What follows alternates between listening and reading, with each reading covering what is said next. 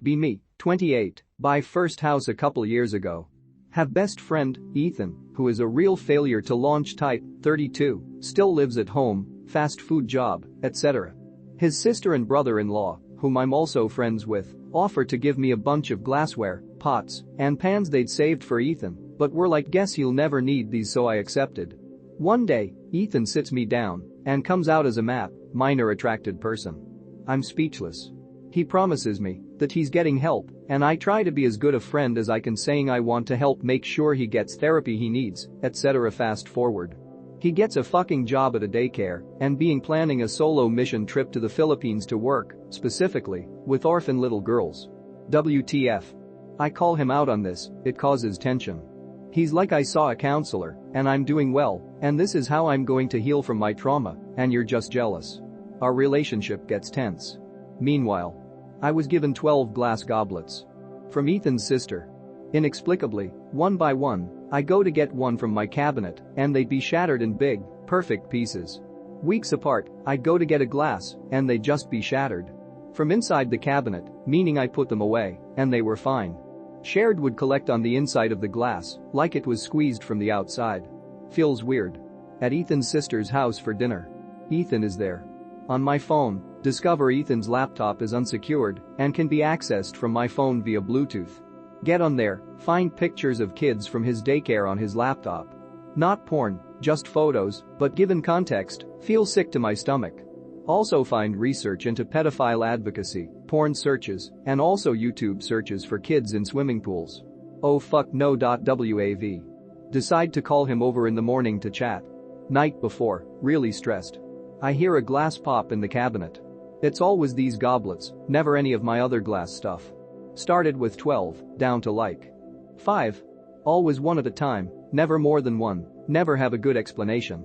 His ex-girlfriend calls me and says Ethan is acting weird, he's talking about this girl in his class that he says has abusive parents and he wants to kidnap her and save her from her parents. Oh fuck no. He comes over, I demand he quit his job and that I absolutely will be filing a police report. He gets pissed, scared, and starts screaming and crying. I try to stay calm, but I raise my voice a couple times. In the cabinet, we both hear pop, pop. He leaves, I never see or hear from him again. Go to cabinet, 2 glasses have shattered. Left with 3. I file police report, he leaves his job, etc. I finally feel sense of relief, it was a couple months of high stress for me. Realized this past week that after the fallout between Ethan and I, not another goblet cracked. Still have the 3 goblets. It might seem like a dumb little thing, but I think there was some kind of weird psychic connection between me, Ethan, his sister, and those glasses. And whenever I got super stressed about the situation, it cracked one of the glasses. When it had all passed, not another one broke. Weird to think about.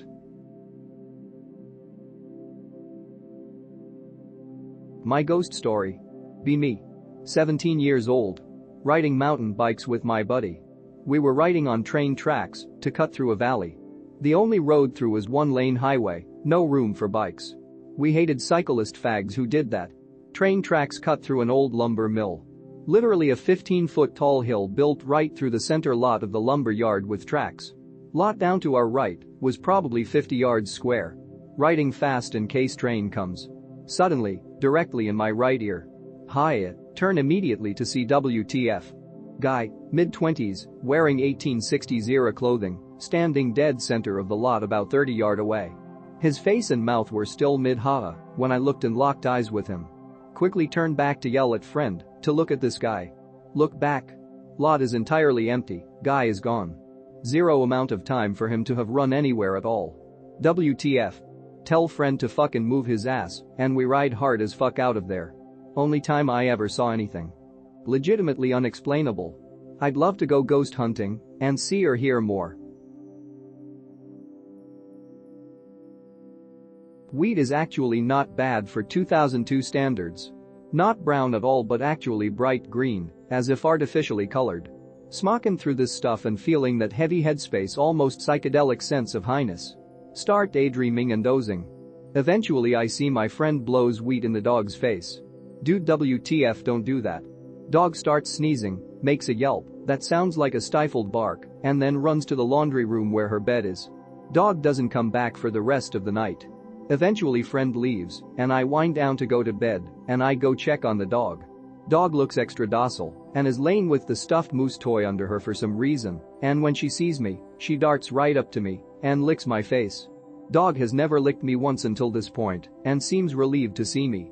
Last day is completely normal with the dog now playing casually and laying at my feet non-stop. Dog dies in August 2002 at age of 6. Okay, that's the rest of the 2002 portion of the story. Now for what happened yesterday at supermarket. Be me in 2022. I now own a house in the same neighborhood that my dad used to when I dog sat. Dad died in 2018. Go shopping at local Publix on SR 52 Little Road. Closest store to my house, so I am here a lot. I sometimes see other regulars since I shop on the same days at the same time. Routine buddies.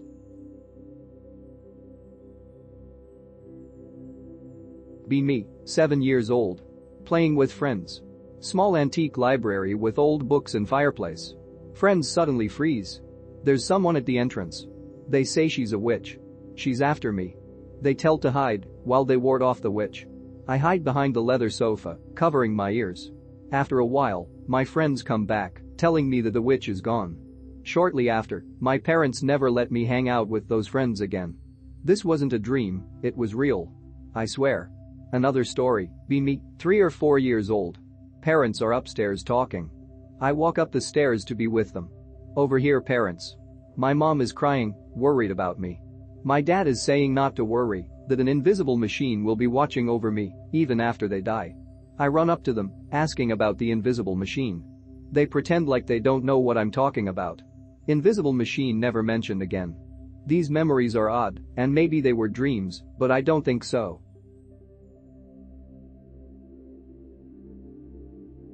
I don't think I'm human. Be me. Genetic freak. Long limbs. Scoliosis. Abnormal and deformed joints. Hyperflexibility. Severe vitamin D and iron deficiency. Body literally just doesn't absorb it. Pallid complexion. Burn after 20 minutes of direct sunlight, this is with sunscreen. Burns leave welts that last a year. Fucked up sex hormones from birth. Voice never dropped, not a lot of body hair, an incredibly late bloomer. Legally blind. Multiple mental illnesses. Probably have an extra chromosome or something. Seriously, name a body part, and I can tell you what's wrong with it. I crave and eat weird foods. Shrimp shells and tails, cartilage, gristle, bone marrow, raw and cooked organ meats. My grandpa used to feed me raw cow tongue and fried gizzard and liver and kidneys when I was a little kid and I was ravenous. What's wrong with me? Why do I feel like a genetic freak? Why did my grandpa feed me like I was an orc or ghoul? It's real. Be me, uncle was in the Navy. Tells me stories about being bored, peeling onions, learning to twirl each thumb around the other in a different direction. Took him months to master. Try it. Christmas one year my mom really pisses him off, says he didn't sew shit except smoke on a sub. He proceeds to get shit-faced. Stuck next to him at dinner, drinkuncle.jpg. Says he'll tell you something we did no one ever knew, starts telling me in my ear as everyone else ignores him and chatters around. Me too, a spy to get away, or say anything to anyone else. Says one day he was shooting the shit sneaking a smoke with his buddies when they all had to scramble back to their posts. Diving right away, lights and alarms and shit. They dive because something big was on their sonar, like sub-sized. Except the tech keeps saying it's organic sounding looking. Torpedo-shaped thing, but like 60 feet long. Thousands of feet below them. Then it's two, moving in circles below. Torpedo shapes bends sometimes. It's not a sub, radar man is freaking, sweating puddles. They dive and chase it for hours before the pair goes too deep and out of their range. Never reported beyond chasing possible foreign tech. Radar guy swears it was sharks, no one believes him, calls him crazy, ends up dead in Vietnam shortly anyway. Dunno if he was bullshitting me drunk or not, but it seemed like all his other stories except that's the only X1, the rest are about horrors in strange lands, being bored and shit like that.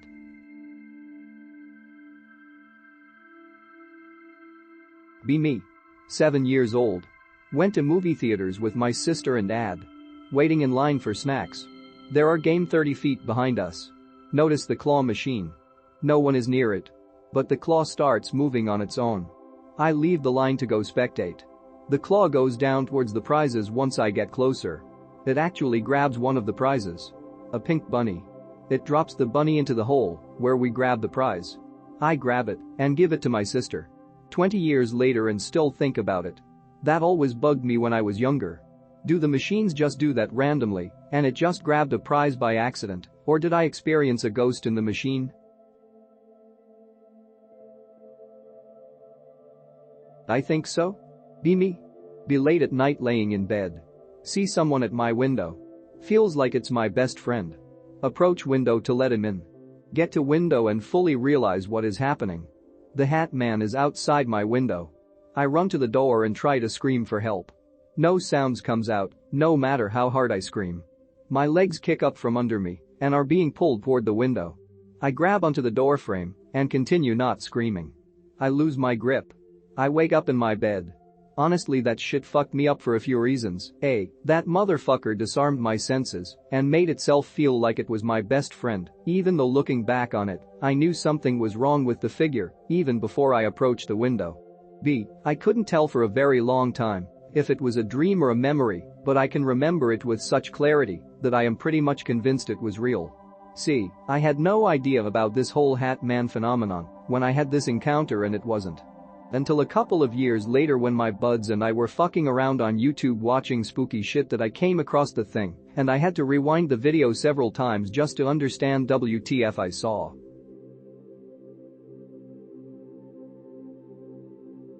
Ouija boards work and are worth doing. Be me.